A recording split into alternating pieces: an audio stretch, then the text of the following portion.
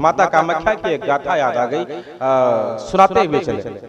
बड़ी पुरातन की चर्चा, बड़ी पुरानी चर्चा है माई कामाख्या की। एक बार चोर, अच्छा होते तो सब हैं, चोर भी होते हैं, लंपट भी होते हैं, जुआरी भी होते, कामी भी होते, साधु संत सन्यासी भी होते। तो एक बार दो चोरों के मन में विचार जगा कि चल करके मंदिर में चोरी किया जाए। एक तो नहीं आया, लेकिन एक आ गया माई कामाख्या के मंदिर में।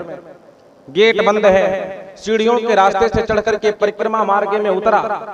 अर्धरात्रि का समय है, रात्रि के 12 बज रहे हैं। चोर के मन में विचार है कि माता कामाख्या के परिक्रमा में लगे हुए घंटे को खोलेंगे और घंटा खोल करके लेकर के जाएंगे, बेचेंगे, कुछ धन मिल जाएगा।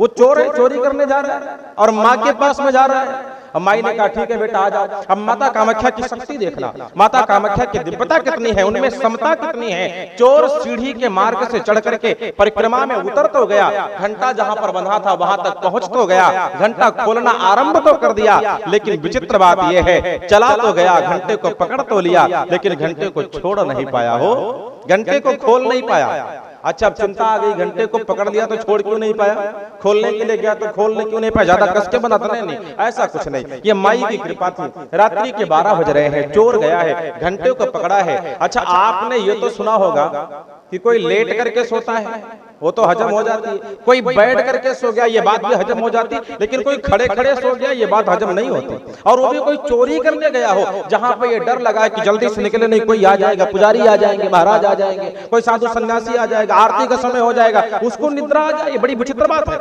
अनहोनी होनी हो रही है। वो चोर ने घंटे को पकड़ा, घंटे को पकड़ करके खड़ा रह गया और पूरी रात्रि सोता रहा, घंटे को पकड़ के पूरी रात सोता रहा। सुबह का समय पुजारी जी गए, जाकर के गेट को खोला, भीतर प्रवेश किया तो उनको पहला दृश्य दिखाई क्या पड़ा कि एक चोर घंटे को पकड़ करके सो रहा है। पुजारी जी ने जाकर के जगाया, बोले भैया है भैया, संत हृदय नवनीत समाना, मक्खन के जैसे होता, मारा नहीं जगाया। बोले भैया जरा जग जाओ, सुबह हो गया, आरती का समय। चोर जगा, चोर पकड़ा गया और पूछने के बाद उसने सब कबूला हो कि हम चोर हैं, चोरी करने आए थे, सीढ़ी के रास्ते से परिक्रमा में गए, घंटे को खोलना चाह रहे थे, लेकिन माई कामाख्या ने कुछ ऐसी लीला चली कि हम रात्रि भर सोते रह गए। माई बाप, ये माई कामाख्या की शक्ति है।